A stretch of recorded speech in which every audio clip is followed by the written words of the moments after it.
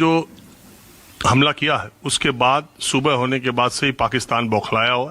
तमाम उसके नेता अनाप शनाप बातें कर रहे हैं, गीदड़ भभकियां दे रहे हैं, परमाणु बम की बात कर रहे हैं, लेकिन एलओसी पर दोनों तरफ बमबारी, गोलीबारी बहुत तेज हो रही है। और ये जो आशंका ये है कि तनाव और बढ़ सकता है।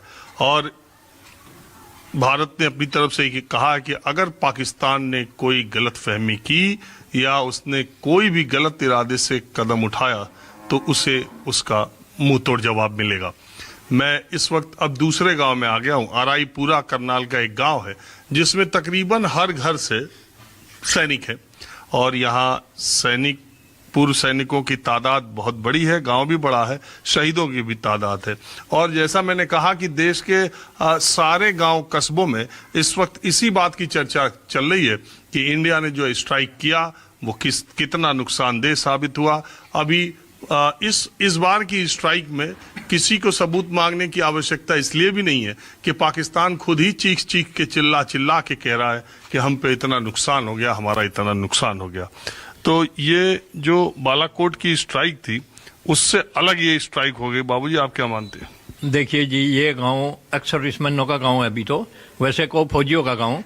और ये कभी भी किसी भी जो भी आपदा देश के ऊपर आई है उसमें सबसे आगे खड़ा होने वाला गांव है।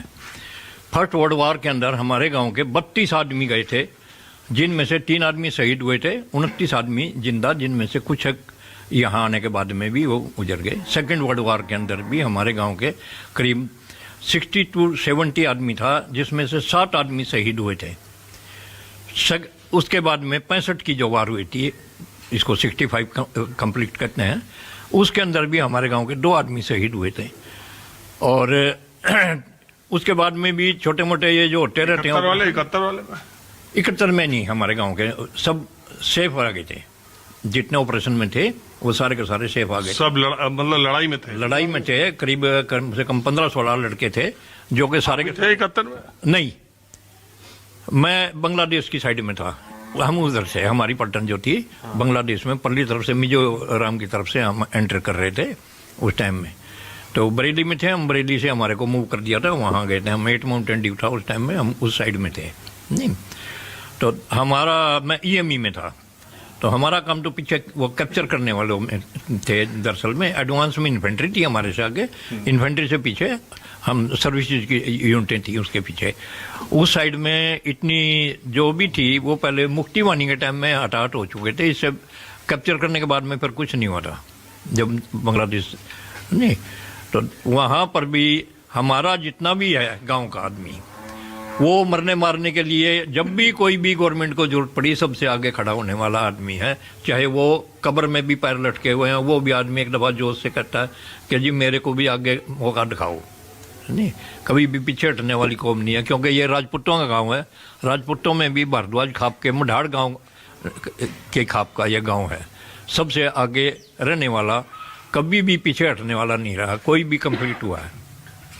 नहीं तो मैं ये कह रहा हूँ, ये जो स्ट्राइक हुई में हमारा गांव जितना खुश है कि ये उन्होंने किया, देर हुई पर बहुत बढ़िया हुआ। देर में जो सवेर हुई ना वो सबसे बढ़िया हुई है। लोग कहते थे जैसे कि ये दूसरी पार्टी हैं, वो कहती कुछ नहीं हो रहा, देर हो रही है, कुछ नहीं करेंगे, ये नहीं करेंगे, वो नहीं करेंगे। सब कुछ देखना पड़ता है इसमें।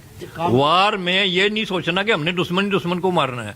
जब वार होती है तो खुद को भी सहना पड़ता है। वो सब सोच विचार करने के बाद में ही अगला कदम उठाया जाता है। गांव में भी अगर हमारी आपस में किसी की लड़ाई होगी तो ये थोड़ा सोचेंगे कि हम ही डंडा मार के भाग आएंगे, वो हमारे को कुछ नहीं कहेगा। दुश्मन को कभी भी कमज़ोर नहीं समझना चाहिए। इससे उन्होंने जो समय विचार कर किया है, रात के 1:20 से लेकर 1:32 तक ये कार्रवाई हुई है। बहुत अच्छा समय निकाला और बहुत ही फर्स्ट क्लास कामयाब होकर वापस आए हैं। बहुत ही अच्छा है। वो पाकिस्तान के सब मंत्री पाकिस्तान के वो भी गीदड़ भभकी दे रहे कि अब हम ये कर देंगे, अब हम वो कि जो कमजोर आदमी होता है ना वो कुछ नहीं होता, गाली तो जरूर देता है और बार बार यही कहेगा अब के मारना। तो उसका तो यही एक रोल है, हर दफा पिटता है फिर कह देता है अब क्या है तो देखे जाएंगे। और ये एक ड्रामा उसका खामोखाई का है कि मेरे पास में परमाणु बम है, फलाना ढिकड़ा। अब वो दाने दाने को तो तरस रहा, परमाणु बम क्या करेगा उसका? वो रखे हमारे पास भी कई दफ़ा हम देखते हैं कि गन वगैरह हैं, उनका अम्यूनिशन जब हम खरीदे 25 साल पहले, आज चला कर देखते हैं और ठीक हो जाता है। तो पुराने रखे तो वो वैसे ही हो जाएंगे, उसके वो खम खाई की है, वो धमकी है, वो कुछ नहीं है उसके पास में, नहीं। तो ये बाबूजी, आपको क्या लगता है कि अब इसी बार में पाकिस्तान से जो, देखिए पाकिस्तान के अंदर जो आतंकी कैंप या आतंकियों को पनाह और ट्रेनिंग देने वाले, उनका खात्मा तो एक बार जरूरी है। आपको लगता है इस बार आर पार उनके खिलाफ हो जाएगा? बिल्कुल, इस टाइम मोदी जी आर पार ही करके मानेंगे और ये होके रहेगा। और जो जिस तरह की स्ट्राइक की है, शायद पहले कभी ऐसी हुई नहीं, पहली बार है ऐसा। कोई भी गवर्नमेंट रही तो मतलब 65 साल से उससे पहले मारते थे और भाग जाते थे, लेकिन अभी 2-3 बार में मोदी जी ने ही किया ये, उससे पहले किसी पे नहीं हुआ। अभी खबर ये आ रही थी कि 3 तारीख को ये डिसाइड हुआ, 3 तारीख को रॉ ने, जो भारत की खुफिया एजेंसी है, उसने 21 टारगेट दे दिए 3 तारीख को, कि ये 21 टारगेट है, यहाँ हलचल देखी जा रही है। और ये जो स्ट्राइक हुई, स्पेसिफिक इंटेलिजेंस था कि वहां पे मीटिंग कर रहे हैं और वो एक और हमला यानी आतंकी घटनाएं और भी वो कर सकते हैं, इस तरह की मीटिंग या इस तरह से लोग इकट्ठा हुए हैं। और तब इसके बाद स्ट्राइक करने का फैसला किया गया।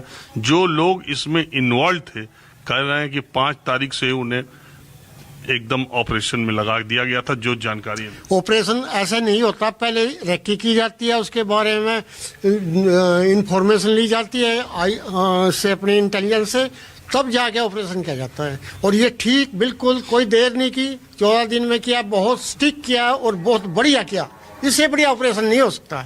तो आपको क्या लग रहा है, इससे मामला और आगे बढ़ेगा कि कुछ नहीं बढ़ सकता? लेकिन ये अभी देखिए, अभी मैं देख रहा था पंजाब के मुख्यमंत्री ने भी कहा किसी गुरुद्वारे पर पाकिस्तान ने अटैक कर दिया, वहां ये तो होगी, छोटी मोटी बातें तो होती रहती हैं, इनसे कुछ कोई बात नहीं। गोलीबारी कर दिया उस पर, ये तो LOC पे हो रही है गोलीबारी। हमारे 12 आदमी मर चुके हैं, जिसमें 4 बच्चे हैं, कुछ औरतें भी हैं, तो ये तो होगा। और जब दुश्मन युद्ध है, युद्ध में कोई ऐसा नहीं देखा जाता कि एक मरे कि 10 मरे, ये जिसका दाव लगेगा वो मारेगा और ये चलता रहेगा। और हम तो यहाँ एक्समैन का गांव है, ये एक्समैन के सर्विसमैन भी हैं भी बहुत ज़्यादा, हमें इससे कोई घबराहट नहीं है। अगर हमें सरकार अभी भी बुलाती है तो हम जाने के लिए तैयार हैं। अरे अभी हम गए थे दूसरे जगह भी, एक बुजुर्ग कह रहे थे, मैंने कहा अभी तो 13-14 लाख की सेना है, उसके बाद अभी जवान लोग हैं, अभी हमारे जैसे लोग, आप लोगों का नंबर तो बाद में आओ, इतना आने की जरूरत कहाँ है? नहीं कह रहे 4 घंटा या 4 घंटे से ज्यादा टिके ही ना पाकिस्तान। आप अपना बात कर रहे हैं, कोई बात नहीं, ये तो युद्ध होता है, जब युद्ध में तो सब कोई हिस्सा लेना पड़ता है। और हम तो फौजी हैं और जब तक जिएंगे जब तक देश के लिए हैं, जब तक हम जिंदे रहेंगे जब तक देश के लिए हैं। देखो एक बात है, आज 14 दिन हो गए। मैं आज करनाल इसलिए आया था कि मैं वो विनय नरवाल लेफ्टिनेंट के घर गया था, लेकिन अभी जिसने अकेला अपना इकलौता बेटा खोया हो और ऐसी दुर्भाग्यपूर्ण घटना में कि अभी शादी हो के विदा किया था बेटा बहू को और वो हनीमून के लिए गए थे, उधर से सिर्फ बहू आई और बेटे की लाश आई।